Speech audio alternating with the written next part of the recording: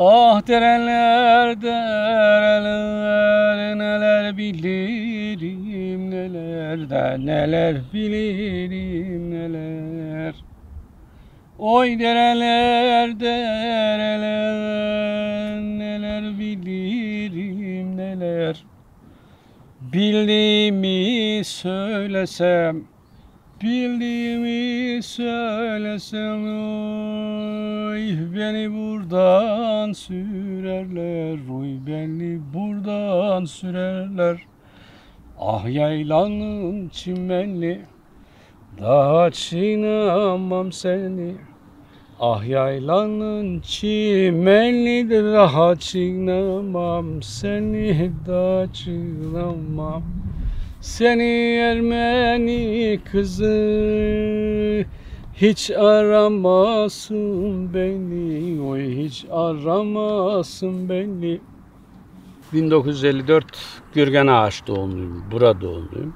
70 yaşlarındayım. Türk dili, Türkçe özel ilgi alanımdır. Uzun yıllar ilköğretim müfettişliği, yani sınıf öğretmenliği, ilköğretim müfettişliği, sosyal bilgiler öğretmenliği yaptım. Bakanlığın değişik komisyonlarında program gelişme çalışmalarına katkılarım oldu.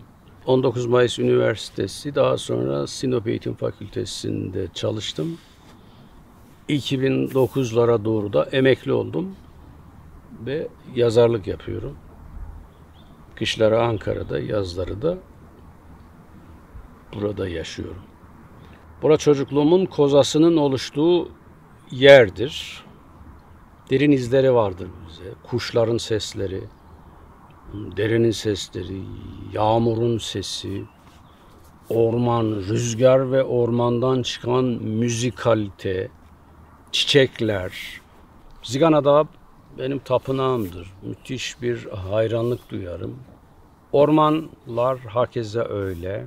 Bu nedenle de Doğanın ve Ormanın Şarkıları diye bir kitap yazdım. 3 sene ormanlarda gezerek oluşmuş bir çalışmadır. Bu da babaannemden dinlediğim bir ayı masalıdır. Bunu masal, roman şeklinde yazdım. Bu da uzun yıllardır çobancılık yaptım. Yaylalardaki yaşadıklarımı, ettiklerimi bizzat o yerlere giderek oturup yazdım. Bu da bir nevi Mısır belgeselidir. Kızılderililerden bize gelen Mısır'ın öyküsü ve burada Mısır'ın tüm süreçlerini anlatır bu belgesel. Bu da nükteden bir öğretmenin romanıdır. Köy enstitülü bir öğretmenin, Beşikdüzü mezunudur. Onun bir nevi belgeseli ve biyografisidir. 12-13 yaşına kadar buralardaydım. Yani aktif bir çocuktum yani. Çok hareketli. Köşe bucak buraları bilirim. 2004'ten bu yana 19 yıldan beri buradayım. Emeklilikte burada yaşıyoruz.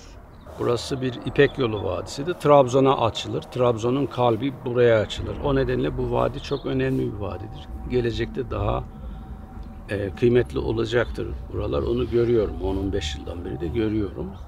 Trabzon bir antik kenttir. O antik kentteki sesleri duyar gibi oluyorum. O kale taşları, duvarlar. Şehirde yürüdüğümde büyük keyif alıyorum. Büyük zevk alıyorum bundan. O nedenle tabii burayı tercih ettim. Çoban Mektupları çok sevdiğim bir kitabımdır. Ayana diye bir kadını anlattım. Ayana yaylaların prensesiydi. Mart kazma kürek yaktırdığı günlerde yaylalara çıkardı. Yaylanın çimeninde oturur, dağların tepelerine bakar, bulutların hareketlerini izlerdi.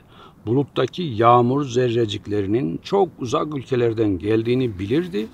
Bulutlarda yazılı olan gizli mektupları okuduğu söylenirdi. Bu Ayana benim ebemdi. O nedenle çok da önemliydi. Çobanın yoğurdu.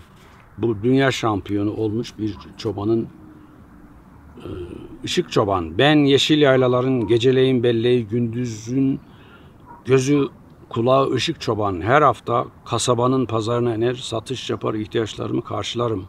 Bu hafta da öyle yaptım. 30'lu, 40'lı, 50'li, 60'lı yıllarda tarım ve hayvancılık vardı. 1980'lere kadar Türkiye'de öyleydi. Yani halkın büyük bir kesimi köylerdeydi. 80'den sonra özellikle Özal politikasından sonra köyler artık köylere sığmaz oldu. Çocuğunu okutamıyor, meslek sahibi olamıyor, işte gelir elde edemiyor, arazi dar, hayvancılık yetmiyor derken köyler kentlere doğru, mesela bizim köyden geçen günü bir delikanlı söyledi bana geçen sene. Hocam dedi biz dedi Gebze'de dedi Ford fabrikasında dedi 18 kişi çalışıyoruz. Bilmem hangi kasapta bilmem kaç kişi çalışıyoruz. Bilmem hangi fabrikada. Akşam kahvede diyor 60 kişi gürgen ağaçlı oluyoruz. Köylülük yok oldu yani.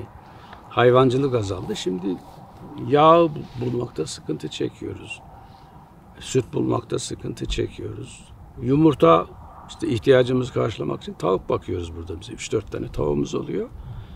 Genç nüfus olmadığı için tabii çocuk da çok yok. O nedenle okul da kapalı. Bölgenin en eski okulu olan bir köy burası.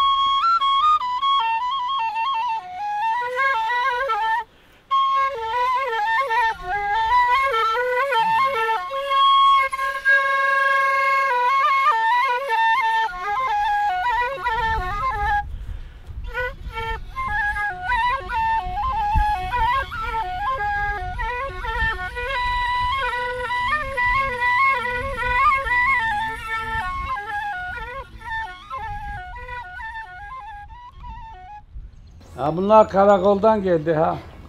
Ne yapıyorsun? Tüfeği yok ama karakoldan geldiler. Ne yapacağız o karakola? Seni götürecekler. Hem? Yıllar önce var ya ben değirmene gidiyordum Hava abla buradan. He. Böyle el arabası vardı. Onda 1,5 teneke mısır vardı. Abdullah'ın değirmenine gidiyordum. He. Önce İllas geldi. He. Nereye gidiyorsun dedi çocuk dedi. Ne bu? Arabamı sallıyor mallıyor. Korkuyorum da İllas'tan. Bu kadar sopa var elinde. Böyle arabayı da bırakamıyorum. Böyle sallanıyorum 10 yaşındayım. Korkudan ne yapacağız? Ondan sonra sizin Mustafa geldi. Deli Mustafa. Öyle dedi simikli. Ne dedi ya bu çocuğu bırakasın dedi. Ne uğraşıyorsun çocukla dedi. İtikliyor onu ya. Havriye bak dedi. Ey bilmem ne. Sonra öyle uğraşırken o iterken İllaz ona bağırıyor, o ona bağırıyor ama korkuyor. Mustafa'dan korkuyor İllaz. O daha büyük ya. Böyle uğraşırken yukarıdan aşağı İsmail geldi. Mustafa dedi ki elemen dedi. İsmail geliyor dedi. İkisi de buradan aşağı fırr kaçtılar. Bir buradan aşağı, biri oradan dolayı çaprazlama gittiler. Ben de kurtardım onlardan.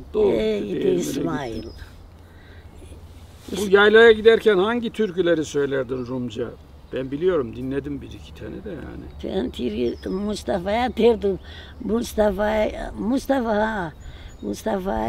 Mustafa'nın fesine yama vurdum tersine. Mustafa'yı bağladım kefenin arkasına dedi.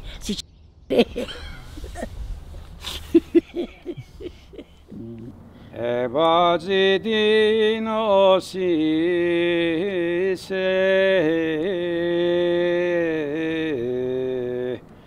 banda mi vasilevis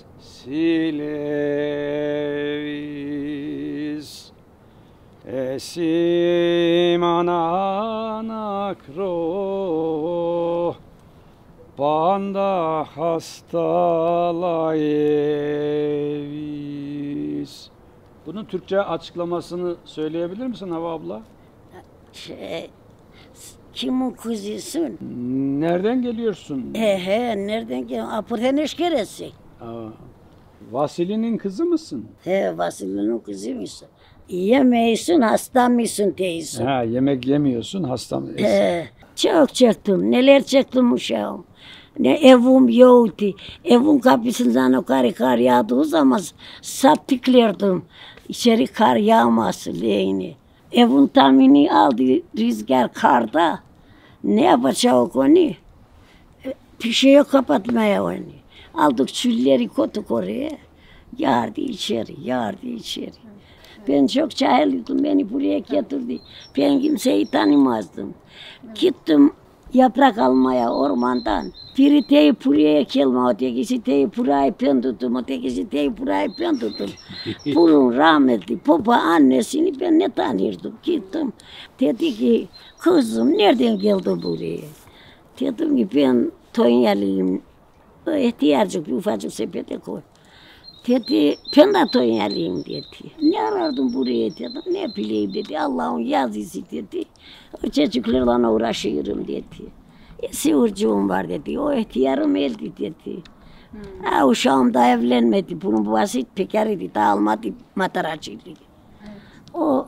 Onunla oturduk konuştuk. Dedi ki buradan dedi süpürte oldu sepetini da git.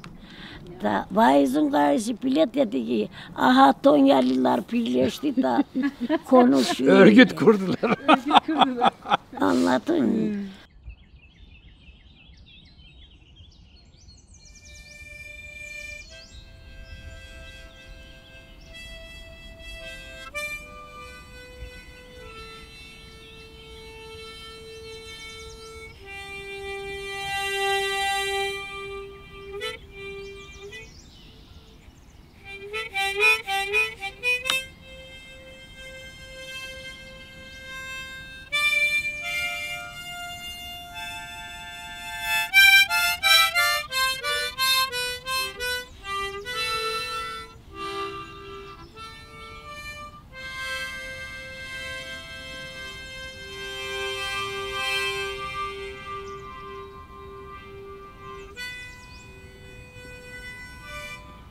Ay doğar aylar bizim, gün doğar günler bizim. Biz bu vatanın gençleri, bu güzel eller bizim.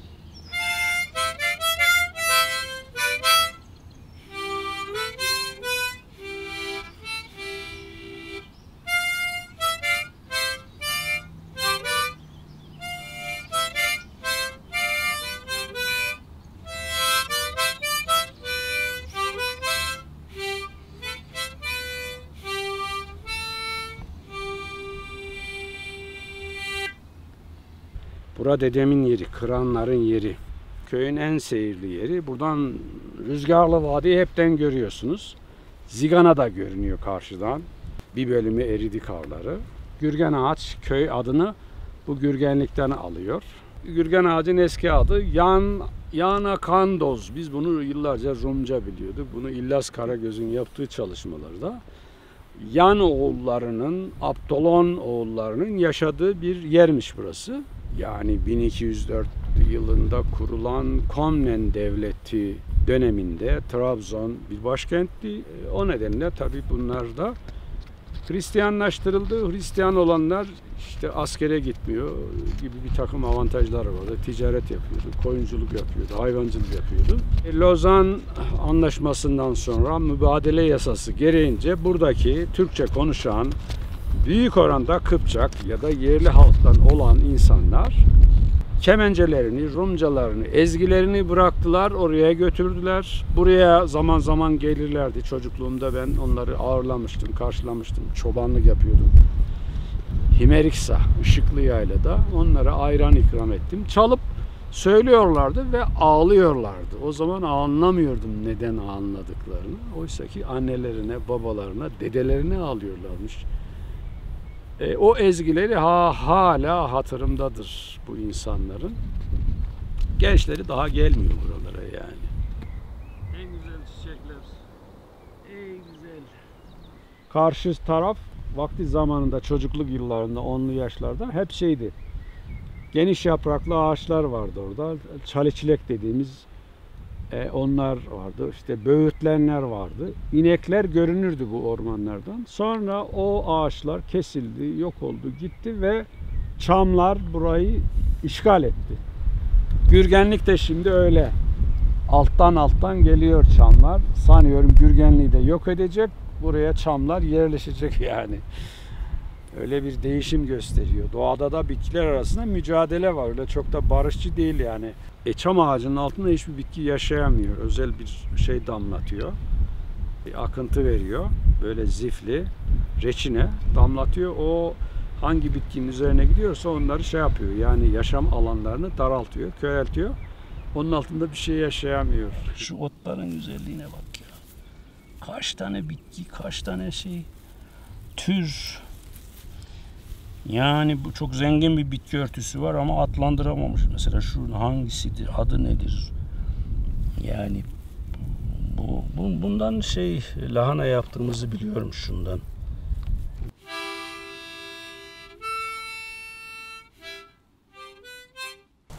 Anadolu bir dönem Roma'ya yani Roma İmparatorluğu'na bağlı için buradaki yaşayan halka da büyük oranda Rum derlerdi.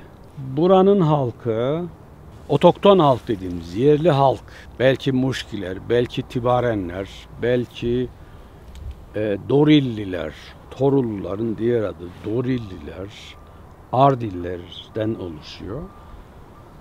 Daha sonra bu Hazar Devleti'nin dağılmasıyla birlikte o büyük federasyon dağıldı. Herkes çil yavrusu gibi bir tarafa gitti. Bunlardan bir bölümü yani özellikle Kıpçak dediğimiz Arapların Kıpçak olarak adlandırdığı batıya gidenleri de Kuman. Aynı halkın Kuman olarak yani sarışın mavi gözlü insanlar, Karadeniz'deki bu sarışın mavi gözlü insanların yani ataları büyük oranda Kıpçaktır. Buralara da bunlar gelip yerleşti. İlyas Karagöz'ün okumalarından buradaki Rumların yaptığı evler hepsi aynıydı. Benim doğduğum ev böyle bir evde doğdum ben. Diğer orta mahallede.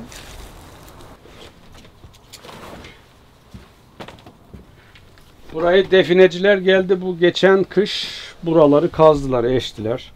Kemerleri yıktılar. Ocaklık burası. Büyük bir şeydir işte 4-5 metre var. Ben bu mağarada doğdum yani. Odamız olmadığı için anneme burayı yani o bizim evde aynı bu Rumların evleri aynı model. Ustaları da herhalde aynı ustalarda. Aynı boyutta, aynı pencere, aynı kemerler kullanırdı. İşte definecilerin kadrine uğramış. Zaten ev bakımsız. Yıkılmak üzere. Altında inekler olurdu. Üstünde de şurada yatılırdı yani. Belki bütün aile orada yatardı.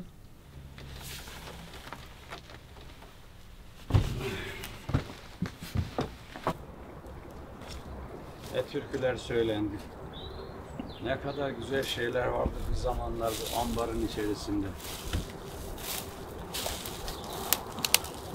Bu da her Rum evinin kapısında bir tane ambar bulunurdu. Ambarda gözler falan olur. O gözlerde mısır gözü, işte nedir? Arpa gözü, buğday gözü, işte belki peynir, belki hoşaf, kurut dediğimiz kurumuş peynirler, ceviz olurdu. Buranın anahtarı önemliydi. Çünkü buradan beslenirdi. Mutfağı burası beslerdi. Depo bir anlamda. Tabi bakımsız bilmem ne oldu. Çürüdü, kurtlandı. Misafir Türklerde çok önemlidir ve çok yüksek bir değeri vardır misafirlerin. Her evin kapısında böyle tek gözlü bir oda yapılıyordu ve orada da gelen işte konuklar orada yer, orada içer, orada yataklar olurdu ve orada yatarlardı. Ben de buranın pencerelerini aldım, içeride korumak üzere bunları kullandım. Ey gürgen ağaçları,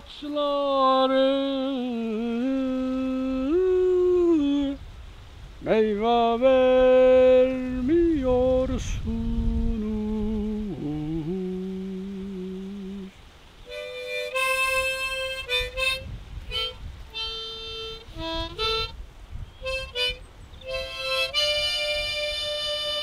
Geçti mi buradan yarim?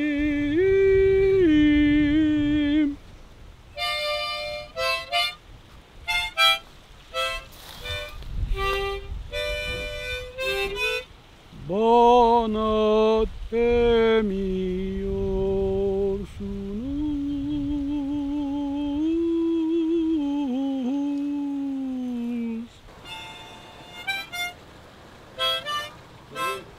Benim güzel kızım. Annem. Çok tatlı bu. Çok. Gel annem gel. Gel. Bak peynir istiyor gördün mü?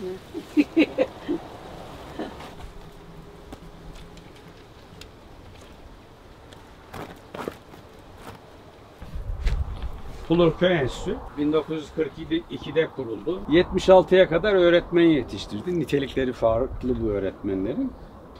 İlkokul öğretmeni, daha doğrusu köy öğretmeni. Sonra 1958'lerde bu Yavuz Selim İlköğretmen Okulu oluyor. Önce Pulurköy Enstitüsü, sonra Pulur Öğretmen Okulu, daha sonra da Pulur Yavuz Selim İlköğretmen Okulu oluyor. Atölyemizde döner bir kitaplık yaptım. Farklı objelerden oluşuyor. Değişik sembollerden. Böyle bir gözü kırmızı, mavi, bir gözü siyah olan bir adam. Ve tabi beyni kitapla besli. Sembolik. Tabi bir ironi olarak da bir zinciri var. Yani okuyan, araştıran adamların zaman zaman sistemle çatışabileceği, sistemle uyuşmayacağı, yani zincirinde boynunda, yanında taşıyor her an. Yani insanlık tarihinde bunları görmek mümkün. Galileo, işte Bruno bunun tipik örnekleridir. Rendem var. Dayımdan aldığım bir rendedir. Bana hediye etti bunu 2016'larda, 2015'lerde falan. Bu bağım Türkiye'yi gezdi yani. Türkiye'nin öğretmenlik, müfettişlik yaptığım, hatta İzmir'e falan gitti, İstanbul'a birkaç kere gitti, Ankara, Adana, Hatay, Erzurum, Siirt. Burada benim atölyemdir. Burası çok sevdiğim bir yerdir yani. Oğuz damgalarını yaptım buraya. 24 Oğuz boyu. Bunlar Hazar Devleti yıkıldıktan sonra Hazar Devleti federasyonu içindeydiler. Her boyun, 24 boyun, her boyun bir sembolü vardı. Bunlar bir anlamda yazının da bir şeyi oluyor yani kökeni. Bunları alfabelerle de tek tek karıştırdım. Dünya alfabeleriyle ilgilendiğim için ilgi alanıma giriyor. Mesela şu Dodurga. 2 tane V. ters ve dodurga. Bu işte alka boyu. Bu B dili boyunun S harfi, bir de işte ters bir sembol B dili. Bu ulayan boyunun sembolleri.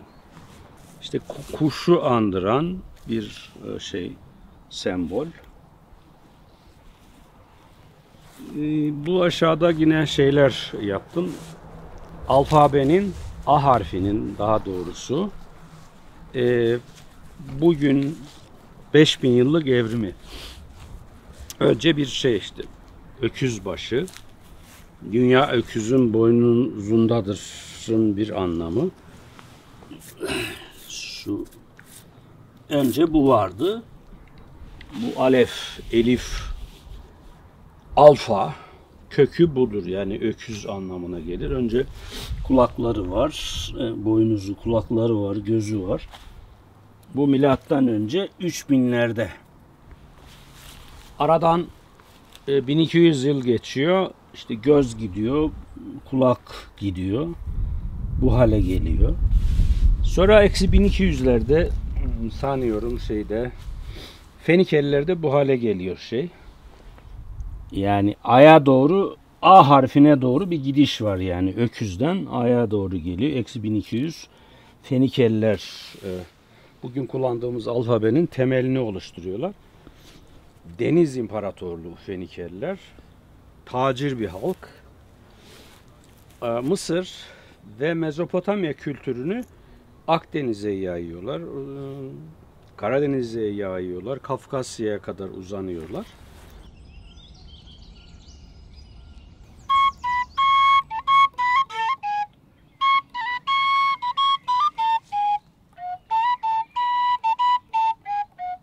Menekşe buldum derede, menekşe buldum derede, sordum evleri nerede?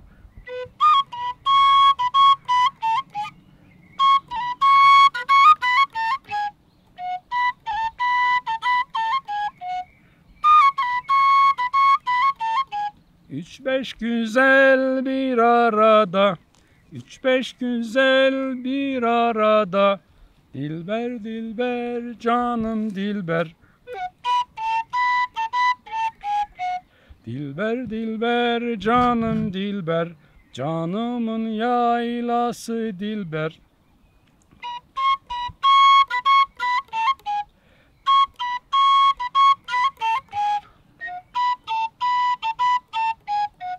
Menekşesi tutam tutam, menekşesi tutam tutam, arasına güller katam.